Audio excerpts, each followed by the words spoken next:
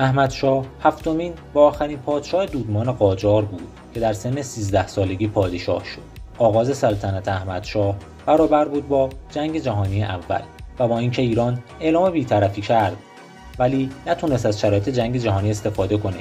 اشغال شد و متحمل خسارت‌های سنگینی هم شد. درباره احمدشاه و قرارداد 1919 هم حرف و سخن زیاده.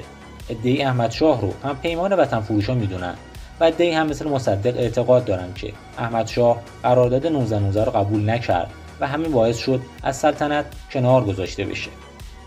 سرانجام در سال 1304 خورشیدی با رأی مجلس شورای ملی احمدشاه از سلطنت خلع و سلسله قاجار منقرض اعلام میشه. احمدشاه هم 4 سال بعد در سال 1308 در سن 33 سالگی در فرنگ از دنیا میره و از این پادشاه جوان و مخلوع چیزی جز قضاوت تاریخ باقی نمیمونه.